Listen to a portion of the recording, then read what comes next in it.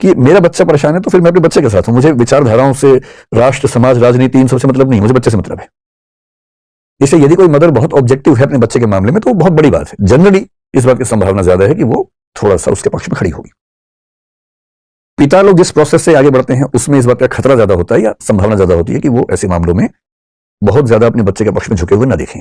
कभी कभी नहीं भी होंगे, लेकिन उसमें भी खतरा है। कभी कभी हम खुद को इम्पार्शियल दिखाने के लिए दूसरे पक्ष के पक्ष में झुक जाते हैं।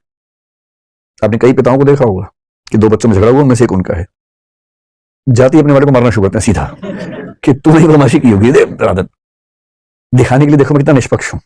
ये निष्पक्षता नहीं है। निष्पक्ष होने का मतलब ये नहीं है कि अपने पक्ष के विरुद्ध खड़े ही हो जाना है हमेशा, और निष्पक्ष होने का मतलब ये भी नहीं है कि दूसरे पक्ष के विरोध में खड़े हो जाना है।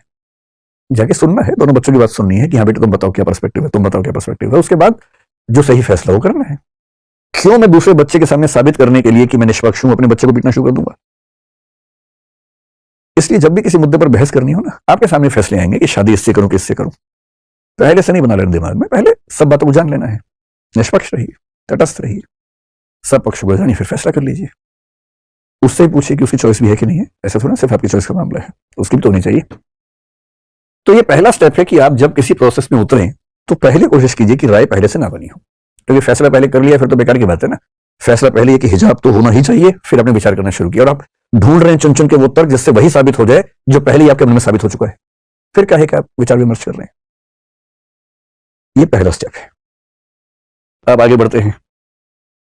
अब इसकी नंबर 2 हो गई यहां से, ठीक है। तो जब हमें शुरुआत का प्रोसेस समझ में आया, अब प्रोसेस ये है कि जब हम जजमेंट की तरफ बढ़ेंगे तो हमें क्या क्या जानना है उस मुद्दे पर फैसला करने से पहले। तो सेकंड स्टेप है जो आपका इनपुट है। इनपुट कलेक्शन कैसे होना चाहिए? इनपुट का मतलब वो सारी जानकारी है जिनके बेस पर आप फैसला करेंगे, है ना। आपकी भाषा में कि वो लड़का कैसा है, वो लड़की कैसी है, उसके बारे में 10 जानकारी जुटा लेनी है पहले।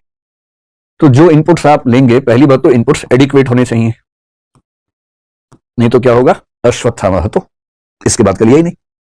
अगर उसके बाद भी सुन लिया होता तो शायद ऐसा ना होता।